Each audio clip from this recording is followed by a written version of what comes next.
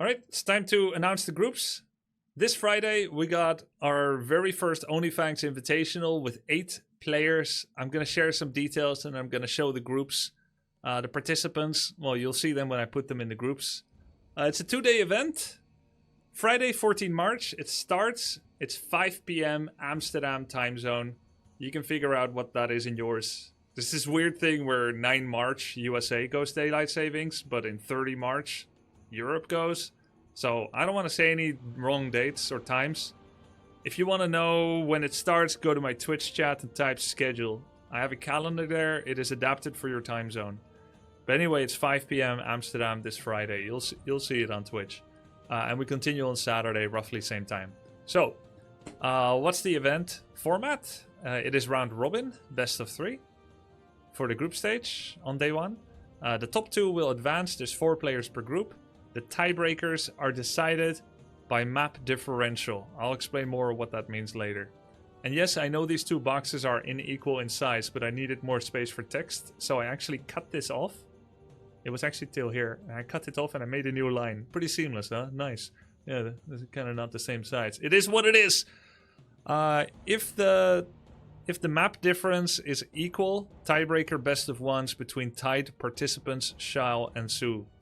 Now there's many different ways that the scores can go, right? It can be like 3-0 and then 1-2, 1-2, 1-2. But then there's also map score, which can be anything like 3-5. It can be like 4-4. It can be like 5-5. This could be 6-0. And yes, I know this is probably not a possible outcome exactly these with each other. But basically, if something like this would happen, you would say, hey, these 3 are all tied. Only one of them can advance. And the one with the best score will actually advance. This is +0, this is +0, this is -2. So then you've still got 2 people tied. Now in some systems, there will be a head-to-head, which basically says, well, this player beat the other in the direct comparison. I don't like those systems, and it's my tournament, so I'm not going to do that. I'm going to make these guys play a best-of-1 tiebreaker. There will be no head-to-head breakdown after eliminating one because they have a worse score. So basically, if people are 1-2, 1-2, 1-2 and they all have the same map difference, there's going to be a 3-way tie. So let's say all of them are +0 on the maps. There will be a 3-way tie, which means this player, hey, what did I just do? This player will play, like, let's call this player 1, will play player 2. And because only one of them will advance, you want to find out who wins 2 matches fastest. So whoever wins, if let's say player 1 wins against player 2, then I make player 1 play player 3. And then if player 1 wins that as well, he has won both tiebreakers, which means he's the second place winner. And if player 2 wins, then obviously player 2 plays against 3 next. That's the most economical way of doing it. Now, there is a chance that everyone keeps beating each other. Rock beats paper, beats scissors, beats... Sorry, rock... This is always hard. This is why I lose rock, paper, scissors. Rock beats scissors, beats paper, beats rock, beats scissors, etc. Okay? It can keep going. I have seen before that tiebreakers could go just once. I've seen it go 3 times, sometimes 6 times, and sometimes there's been a coin flip to decide it all after. There's no perfect system if infinity tiebreakers continue, and I broke my head on this a lot today. I didn't come up with a system for it yet, but I feel like infinite tiebreakers is kind of giga content. We're talking about starting at 5 o'clock. By midnight, normally it'd be finished already, probably. But there's tiebreakers, so they go on and on and on and on and on and on. And I think it's mega content. It's probably not super likely to happen based on the MMR of the participants, especially for the bottom 3.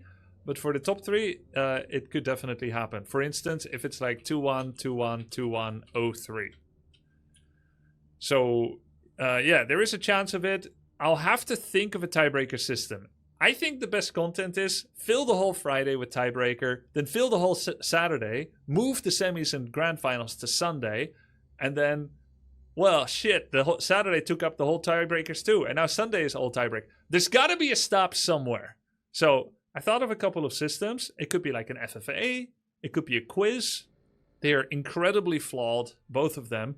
In an FFA, if two people advance, let's say if it's like 2-1, 2-1, 2-1, you would just agree, you would form an alliance, and two people would just agree to eliminate the other first. It's like giga drama content, but it completely comes down not to who's the best, but just which two players have a better friendship, and then they kill the last. Like, it's super dirty. I can't do that. It's too unserious. It feels shitty.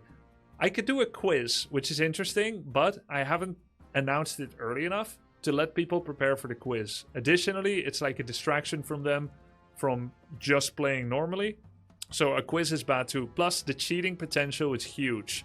You may think these are the 8 most fine, ethical individuals ever, but if there's one thing I learned, is that the easier it is to cheat, the more likely it is to happen, even accidentally. So as a tournament org, you need to make sure that it doesn't happen. So no quiz. There could be chat, there could be Discord DMs. No quiz. So that's bad as well. I'm just saying what I thought about. I'm not saying it's a good idea, okay? Brainstorming. So then there's some other options, like I look at all their map scores. Like, what I mean is the score in-game. Like, what was your unit score, your resource score, your kill score, etc., hero score. But even that might not be fair, because I haven't done the analytics, but maybe some races typically trend to have higher scores than other races, and then that's not a fair way of doing it either. So, could be fastest win. All I'm saying is, I haven't decided yet. I'll tell you guys later. I need to think about it a little bit more. But for now, I think it's such a small chance to happen, but a tournament org should be ready for everything. So, yeah, if we're getting past 10 tiebreakers and the same people keep beating each other, then we'll have to have some kind of decider that breaks it. Most viewers on stream wins? Nice. Sounds great. I love it. I love it. How about most gifted subs? How about most gifted sub streamer to another streamer wins? No. All right, so that's day 1. Then day 2, I wanted to make a warming up where the 4 losers from day 1 do an FFA together. So we have seen the other FFAs in the Tyler tournament, like 5-6 player tournament FFA, but everyone was so bad at the game. Everyone is so much better now. They've all been learning a lot. I think the players have improved incredibly, and it's going to give all the people that lost on day 1 a chance to show themselves from another side. Basically develop further than they might have in some one-on-ones maybe that they lost. I think it's going to be a lot of fun. It's going to be a warming up. I will have to time cap it a bit in some way. I'll probably join the match as a referee so I can, force some rules, even if they are kind of mercurial and tyrannic. But I got to make sure that somehow it's not going to be a 5-hour FFA. I'm thinking it has to be an open mic FFA. Rather than meeting and pausing temporarily, maybe an open mic FFA could be funny. Then again, there's some downsides there as well, because streamers won't be able to interact with their own communities. When they're open mic FFAing, they may feel very timid to speak because it stresses their ability to play. So I'm not 100% sure about that either, but open mic FFA might be funniest. Then again, if it's open mic and I listen to it as a caster, I'm not going to be able to commentate because everyone's talking, potentially. It will create a strange dynamic as well. So maybe we won't do that. I'll think about it, but I would love for the players to agree to an FFA to do warming up on Saturday. For the rest, there was a lot of other cool ideas that I had, like quiz, custom games with people like Uther Party or Micro Wars, but I've decided finally not to really get in that direction. That's something for a future event. If we start doing that, it's going to make the tournament feel less serious. And although initially I thought this was going to be a fun tournament where people practice but also show their competitive side, it has really started heating up, the competition. Players are getting stressed, sometimes crashing out a little bit. People are starting to care a lot about this because even though Warcraft 3 career may not be their full life choice forever, for now it feels real serious. Everyone's real competitive. And I want to respect that, so I'm not going to dilute it with any less serious custom game shenanigans that pulls them out of it. I remember when I was a competitor, I don't want to, on the finals day, before my finals, be involved in some kind of custom game. That is so hype-breaking, and I'm not going to do that either to the viewers or the players. So, It's going to be fully focused, serious esports. The reason that this FFA can work, I think, is because it involves the people that are already eliminated. Therefore, they're no longer distracted by it. And it's a nice like viewership warm-up before the actual tournament. So any custom games will have to be like next time. I did think it might be cool after the finals are over to do some kind of 4-on-4. But again, I feel like that would steal the hype from the victor of the tournament. It should be their moment. It should end on that. It's cleaner. I don't want to dilute it with some kind of clown show in a 4-on-4. As much fun as it would be to watch them play 4-on-4. Hopefully they'll agree to it some other date. Might be tough to get them all together again, especially as they all go their separate ways. But it is what it is. Explain map differential. Yeah, I've already explained it. So that is it for those rules. And then after the FFA, we're going to start with the single elimination, best of 3 semifinals and best of 5 grand finals. It is what it is, like exactly as described. The Group A number 1 will go up against the Group B number 2. And the Group A number 2 will go up against the Group B number 1. If there is a risk of people intentionally rigging the bracket to avoid a certain matchup, let's say you've got the presumed number 1 seeded player takes second place in a group, and then the other group plays, then you would be incentivized to also be second place in that group, even if you are the best from the other group. I've been in that situation before, and there is a way to fix that. There's 2 ways to fix it. One of them is where you play those matches at the same time, but that would hurt broadcast fidelity because we want to show everything. The second way to do it is if everyone can be open about it, and let's say both players are like, yeah, I want to avoid Sun Glitters because she's going to kill everybody. And she got second, but she's the strongest, so I want to avoid, so I want to get second. If both Group B participants say that, then you could make them play for the right to be second. So you have to win the match, and if you win, you're second, aka you choose your seeding. But I don't think it's going to be necessary. I think this will just be fine, but I just want to be ready for that possibility.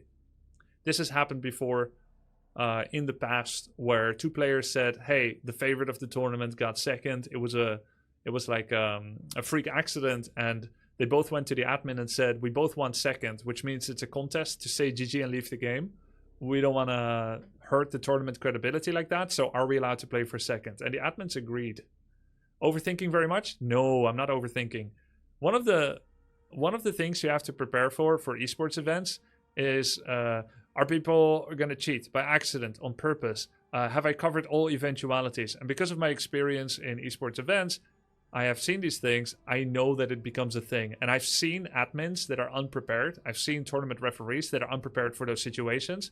And when they're under stress, they make bad decisions that feel inconsistent, unplanned, and unfair to the participants. That's why I'm going through all of these possibilities. So yeah, there's no possibility to overthink things. Well, they're going to play against each other. It's going to be best of 3 for elimination. One thing I forgot to write here, there will be a 3rd place decider. And that's going to happen before the grand finals, actually. The 3rd place decider is important because there's prize money for the 3rd place. So the only other way to get a 3rd place, in the tournament is if you actually run a double elimination system, which I am not doing. So you need a 3rd place decider. Not everyone is a fan of them. I personally love 3rd place deciders. That's why I've settled on one. And the cool thing about a 3rd place decider is even though you are a loser and not winning the tournament, you actually end up winning your last game of the tournament. It's the only person in the tournament that wins their last game in the tournament without actually winning the tournament. So there's still there's something good about being 3rd over being 2nd because you won your last match. So there's something that feels good about that, even though you're technically lower than the 2nd place person. The prize pool, make a little box here. We got a little bit of space, right? Have announced this before, but should write it again. Number 1, 5,000. 5,000. Number 2, $3,000. Number 3, $4,000. And number 4 through 6, wow, gold. And I think it's gonna be maybe 1,000 gold or something. Oh,